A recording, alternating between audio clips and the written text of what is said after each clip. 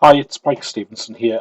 Today I want to discuss a question about when you're using a Logic App agent loop. Should I use an AI parameter or should I use a local variable? And I think this is a really interesting implementation detail around implementing an agent with Logic App workflows. And I actually really like the fact that we call into the workflow and then the agent section of the workflow call out to the LLM for us, execute the model, and then it'll call back because that means from a security perspective, I've got some context around the execution that can really help me in a few cases. And what I want to do is just show an example of what this looks like and talk through some of the pros and cons of each approach.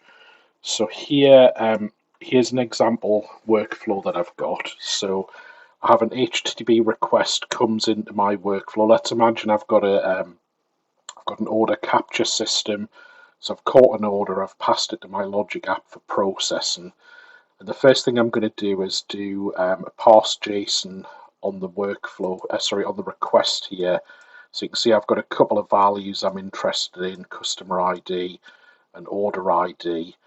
And then next I'm going to jump into this initialize variable where I've actually set two variables for use in my workflow. So I've got the order ID and the customer ID. So these are quite interesting for the state because what's going to happen next if I go into my workflow, if we look at the agent here, so when we get to this step, this is going to call out to the model over here, and it's going to start executing the model to process the order. So you can see I've got some made up system instructions over here, and then I've got my body from the HTTP request, which is being sent to the model.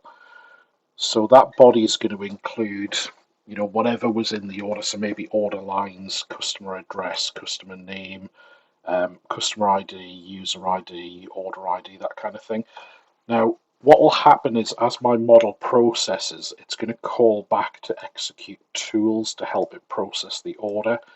So if you imagine here, we've got two tools. We've got one that looks up the customer order history and one that gets the customer's credit history. And basically, I've implemented these in two slightly different ways. So if we ignore for the fact the one's implemented with a child workflow and one's got some some custom actions here, that's not really the key point here. It's how we're going to pass the customer ID to those different tools. So if you imagine both of them are going to use a customer ID, look up from some data from some system and return it to the model.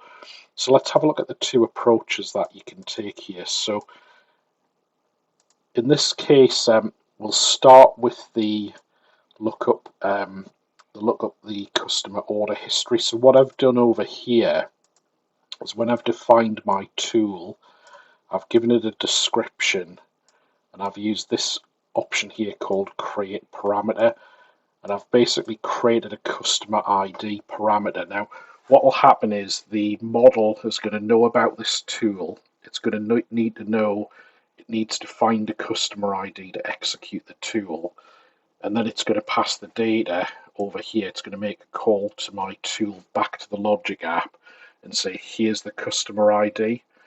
Now, the way I'm going to use that customer ID is in the HTTP call here. So if you give me a second, I'll just clean this up. Um, in the HTTP call, I've got my header and my URL for making the call, and I should have actually put this in the queries, not the header, but we'll worry about that later.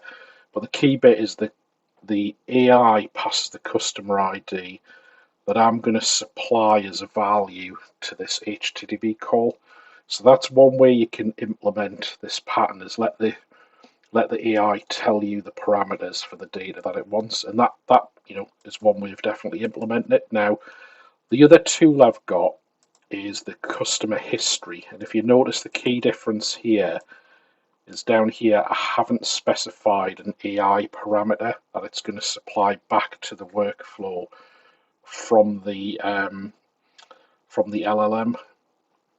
So when we execute this workflow here, or this tool, If you notice in the sort of workflow call here, so I'm executing a child workflow, but the big difference is I've specified the variable that I'd implemented up here before I called the agent. And then I'm going to pass that value as part of a JSON message into my helper workflow that goes and gets the customer credit history. So in theory, the outcome should be the same in both cases. I should end up with a customer ID and then I call a tool. Now, if we think from a security perspective, what are the implications of these two approaches? What does this really mean now? From my side, on the get customer history, I know I've explicitly got a value for customer ID where that came from the original request. I've parsed that out in a deterministic way. I know it's the customer ID from the request. I'm going to pass it to the call to get the customer order ID. Now that's a very much pattern we've been used to for many years. The alternate way is, if you imagine up here we've got the LLM. So the agent calls out here, and we've in the system prompt and the user prompt we've provided it the full order value, so the JSON object that it's in. We could maybe have given it some of the details from the parse JSON even, so it's got, we could have sent it the variables as well. But the key thing is for the model, that's all in free text, and it's going to be processing that. So when it calls back to my tool here and it supplies the order ID, we've got this trust coming into play. So here I'm trusting that the model is going to return the exact same order ID that I've got over here, and then I'm going to use that order ID to execute here. Now,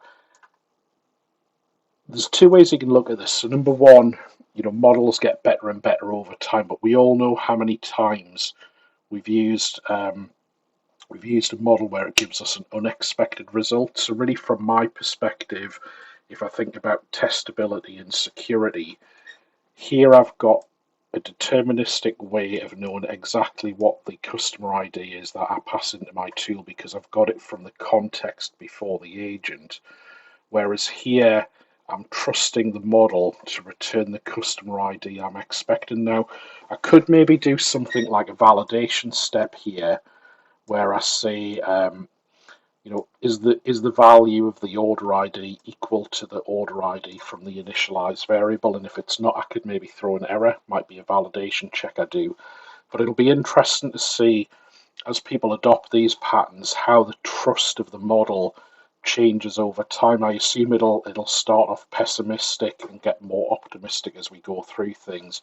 But you've definitely, from a developer perspective, you've got a step here where you don't have control of what's going to go on, but from this point here to this point here. So, if we think about our first principles for secure coding, we should be putting defensive steps in to protect ourselves. So, a security person would argue you would absolutely want a validation step here to protect yourself from the model, which basically introduces variability as to what could be returned. So in a negative scenario, if you imagine we call the model, somehow it misinterprets the JSON object, and when we look up the customer credit history, we've got customer ID number 1, but when we look up the customer's order history, somehow we've got ID number 2 because the model misinterpreted the message, and maybe there was two fields that looked similar and it got confused. So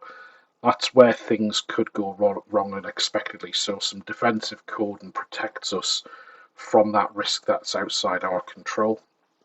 It'll be really interesting to see what people think about this idea, but I certainly love the fact that with the Logic App implementation of the agent loop, it's really easy for me to put that control around it because I can control the data beforehand and still access it without having to do any kind of database lookups or anything like that. It's just part of the Logic App state for the callback, which I think is really cool.